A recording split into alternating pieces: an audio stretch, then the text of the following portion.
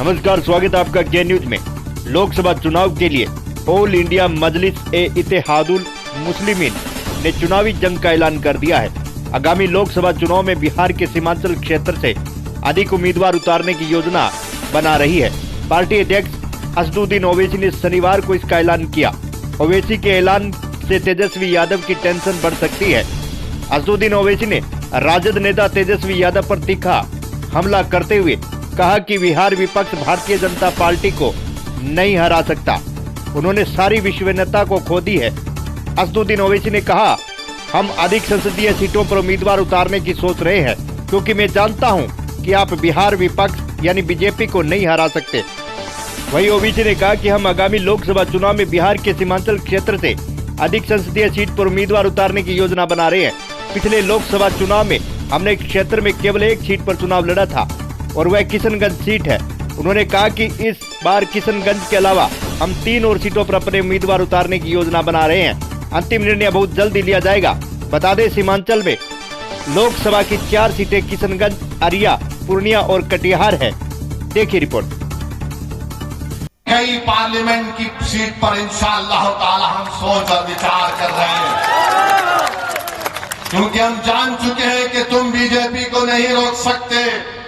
मोदी को अगर कोई रोक सकता है तो इंसाफ पसंद लोग रोक सकते हैं। ये मिलावटी, ये मिलने लोग नहीं रोक पाएंगे। ये कभी भी किसी भी कीमत पर आपका सौदा कर जाएंगे। तो हम आपसे अपील कर रहे हैं कि अपने मुत्तहिद रहिए, मजलिस को मजबूत रखिए, क्योंकि मगरिब का वक्त भी होने जा रहा है। हम आपसे आपके वोटों से मुंतखब शुदा, आपकी दुआओं से मुंतखब शुदा 4 विधायक को उन्होंने खरीद लिया। अब बताइए कौन जिम्मेदार है अगर आज बिहार में बीजेपी की सरकार है? तेजस्वी से पूछेंगे तो तेजस्वी बोलेंगे, चाचा हमको छोड़कर चले गए। नीतीश कुमार से पूछेंगे तो अल्फाज चाप चाप कर बोलेंगे, हम मर भी गए तो नहीं जाएंगे, अब कह रहे हैं कि हम यहीं रहेंगे। यानी नीतीश कुमार, अगर गिरगुट और नीतीश कुमार को सामने रखा जाए तो गिरगुट कहेगा कि मुझे इससे शर्म आती है।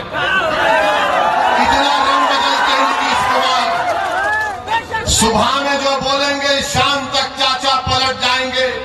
अरे जब तुम सत्ता में तेजस्वी चाचा के साथ आ गए तो बड़ा हाथ पकड़ कर चल रहे थे, गले मिल मिल कर बोल रहे थे कि हम ये कर देंगे। बताओ फिर क्या हुआ? क्या सीमांचल की जनता से इंसाफ हुआ? क्या सीमांचल में यहाँ पर आप ही के इस विधानसभा में यहाँ पर 2 अनुमंडल की जरूरत थी? क्या एक अनुमंडल खुला? 10वीं जमात के इम्तिहानात चल रहे, हमारे बच्चों को तकलीफ होती है, यहाँ की जनता को तकलीफ होती है, मगर सिर्फ खेल सत्ता का है और सिर्फ कोशिश यही होगी कि कहीं से भी, किधर से भी सीमांचल की जनता से इंसाफ ना हो।